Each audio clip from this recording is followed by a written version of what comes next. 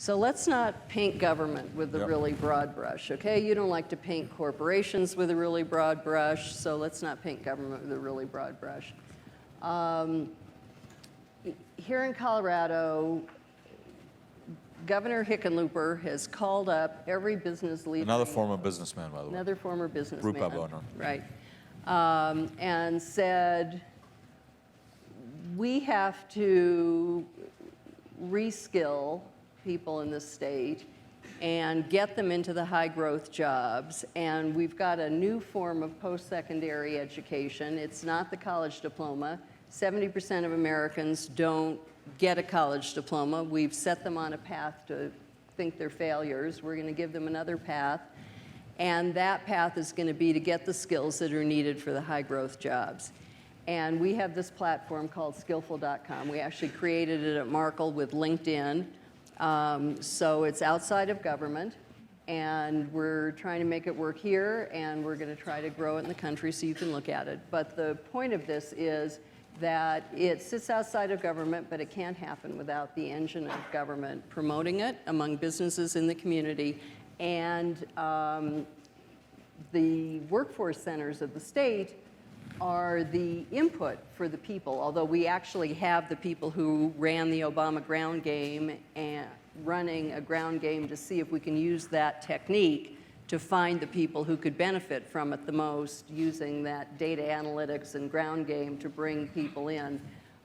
But the reason I mention this in the context of your question is that the employer-employee relationship that we're trying to build is one of employers. We're doing a deep dive into the skills that these employers need. So we're working with data analytics from Burning Glass and the Labor Department, which has done, really the Federal Labor Department has done incredibly rich work that employers themselves have not done on what the skills are that are needed for jobs. So there again, the public-private partnership. E&Y has not done the deep work on what skills are needed for jobs. And we're taking that public information and we're bringing it to employers and saying, okay, write your job descriptions on a skills basis, not college diploma and 4 years of experience.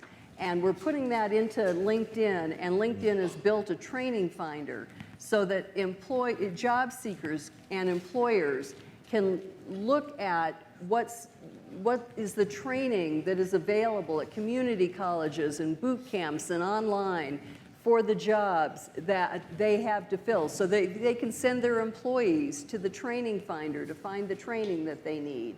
Free training in some places. ASU has free training, and community colleges and for-profit training. Galvanize in Denver, $14,000 a year, and you're guaranteed a job.